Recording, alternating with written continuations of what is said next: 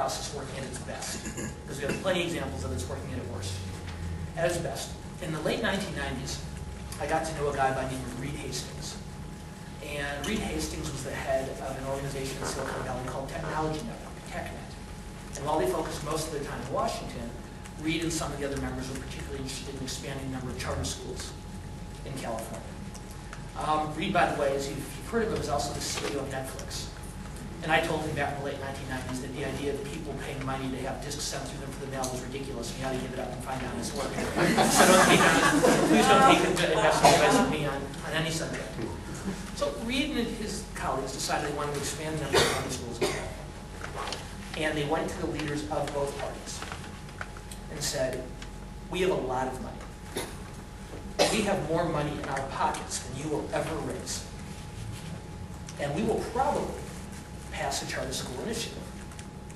We'll spend tens of millions of dollars, so will you, and at the end of it, not certainly, but probably we'll pass this initiative and get what we want. But it doesn't make sense for us to spend all that money. It doesn't make sense for you to spend all that money. Let's sit down and talk.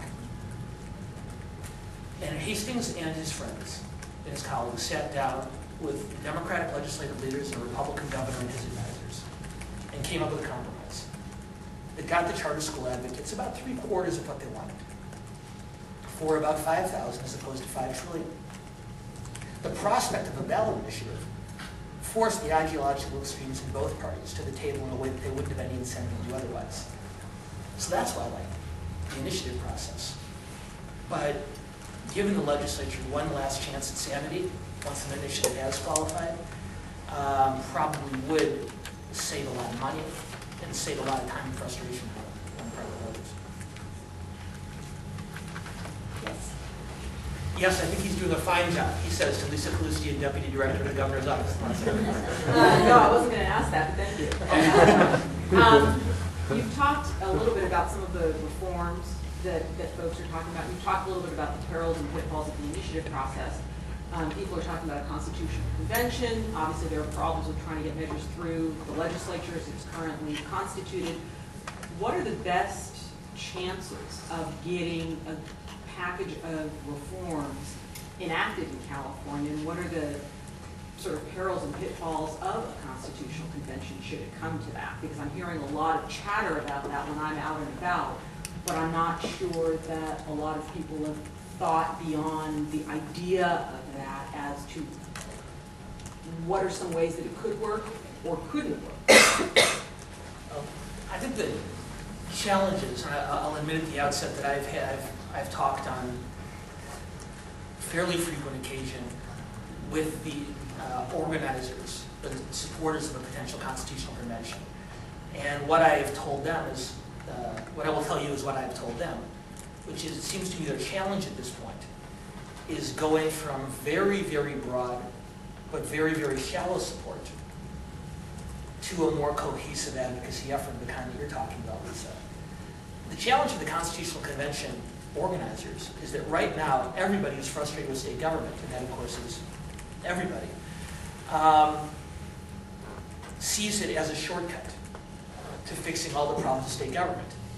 The question then is, how would you fix the problems of state government? And here's where the details of the Constitutional Convention get trickier.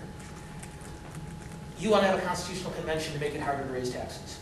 You want to have a Constitutional Convention to make it easier to raise taxes. You want to have a Constitutional Convention to repeal Prop 8. You want to have a Constitutional Convention to codify Prop 8. So right now, everybody is imposing their own worldview into a Constitutional Convention. And if I could have a Constitutional Convention, going back to my political priority, to make me king, of course I would support that. So everyone supports that convention as long as it's designed to do exactly what it is we want. And the real challenge for the organizers at this point is making decisions. And they have to say, this is what a constitutional convention, at least in terms of parameters of issues, would take on and would not take on. And that's going to cost them some support on one hand, but it's going to strengthen their support on the other. I worry right now what could be a potentially valuable effort, if not legally, at least politically, to put pressure on our elected officials.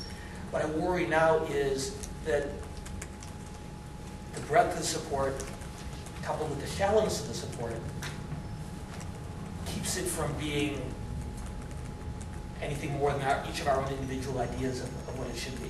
That said, I think if the organizers do begin to make some choices and say, tangibly speaking, this is what it's for, I think they do have the potential to move forward. There's certainly logistical difficulties with putting that many people in a room for whatever period of time to revamp the way the state is organized. And I think the practical outcomes of that are, or the tangible practical outcomes of that are limited.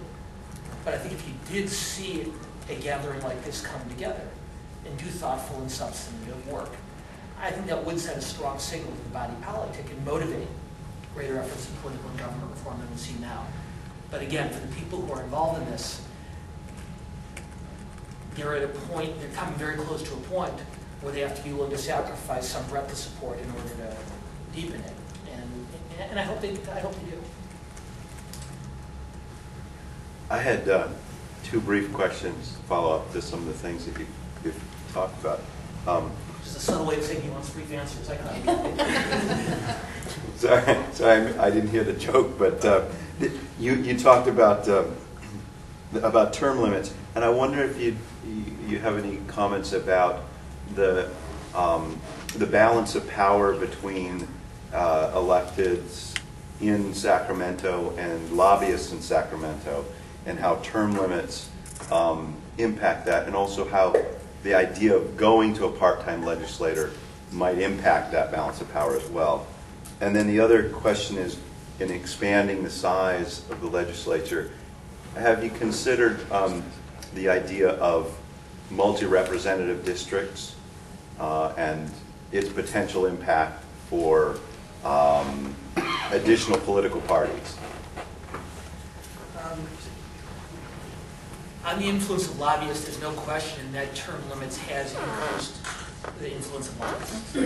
A less experienced legislature with less experienced staff is almost certain to and has become more reliant on outside experts, many of whom are former legislators and former legislative staff who worked on these issues for many years.